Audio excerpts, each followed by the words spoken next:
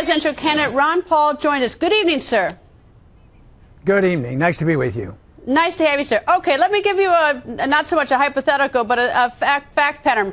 Assume tonight you're the President of the United States and we have the following problems. In Syria, we have just closed down our embassy and there is a massacre by the Syrian government against its people. Number two, that Israel is talking about perhaps in the next 2 months taking some sort of action against Iran. And three, Egypt is holding a number of Americans, maybe trying 19 Americans. What are you going to be doing about all three of those problems tonight?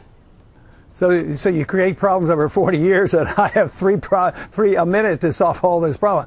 No, I think it's our intervention over there that gets us into all this trouble, and that we ought to be minding our own business. We shouldn't be fighting wars that are undeclared. And if we want to get involved, take it. Oh, well, let me finish. All right. I know we shouldn't be, and that's why. You know, this is why the best issue for me to get enthusiasm from young people and the people who care about what I'm doing, it's when I say, let's quit spending all our money overseas. We're going broke. In the last 10 years, we spent $4 trillion worth of debt fighting these wars. And all my argument is, declare the wars. If you want to go to war, declare the wars, fight them, win them, come home like we did in World War II. But to do endless wars, undeclared, go into Syria now, why did they get the authority? Obama went into Libya, and he'll probably go into Iran. The American people aren't ready for more wars. Besides, we can't afford it. So if you continue to do this, this will just drive us into bankruptcy. And quite frankly, this idea, giving me a little bit of credit about wanting to cut, but nobody will cut one nickel out of this militarism. And you have to cut. Not one Republican, not one Democrat, and all of Washington, all the candidates are cutting anything. They're always just cutting a little bit of the proposed increases. And you have to cut. And right now, there's nobody willing to. And that's why we're going to go off a cliff. We're going to have an economic crisis a lot worse than 4 years ago. And it's going to involve too much entitlement spending and too much foreign adventurism trying to maintain an empire that we no longer can afford. I don't think there's anybody in this country who's going to deny that you've been talking about cuts and that you're the most probably fiscal conservative of the four. I don't think anybody. But the question I'm sort of curious about, and what I got is that you would say no to going into Syria. I don't know that anyone's even suggesting going into Syria. But these are really hot spots in the world. Well, what to the extent we are. Like you said, we're already there.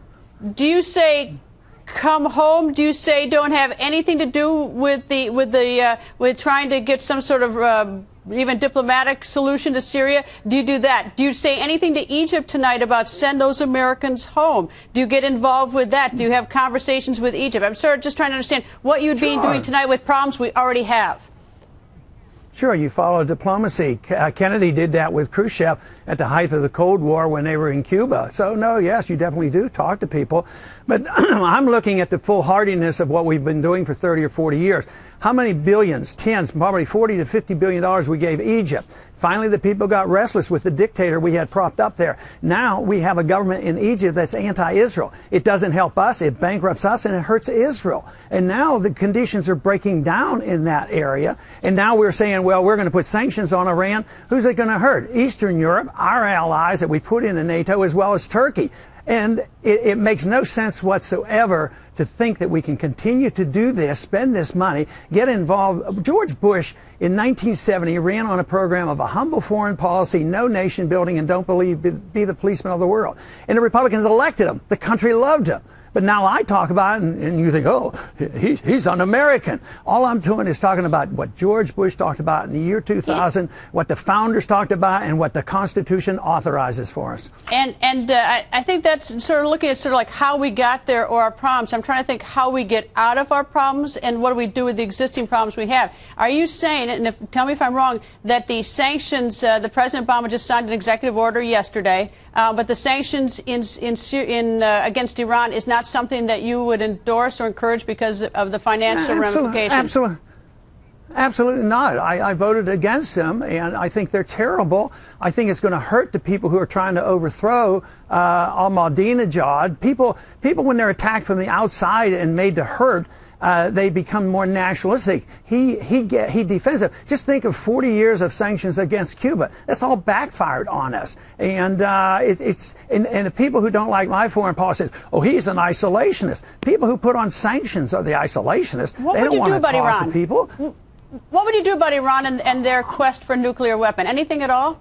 I'd quit trying to overthrow their government. We've been doing that since 1953, and they don't like us for us. And I think what we should do is let Israel deal with it. They have hundreds of nuclear missiles. They took care of Iraq's nuclear power plant back in the 80s. I defended them for it.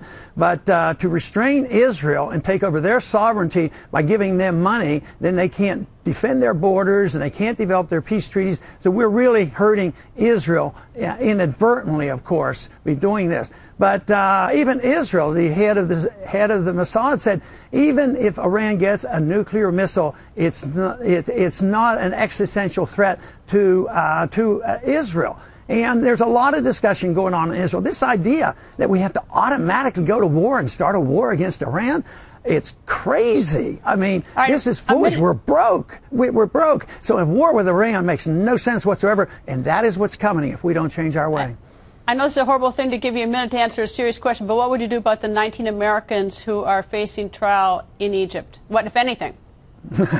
I would have done a long time ago. I wouldn't have propped up a dictator and then encouraged the overthrow. No, you got to do it. You got to work diplomatically and try to get them out of there the best you can. We have some responsibilities, but there's going to be a lot more of that because this is a consequence of a flawed policy, a reaction to us. It's blowback, and our people suffer the consequences from it. Is it? I sort of think it's sort of like, you know, hard to sort of back out of situations too abruptly, but in terms of, you know, our foreign policy, do we ease out of it, or do we just one day all of a sudden wake up and back out of it, according to you?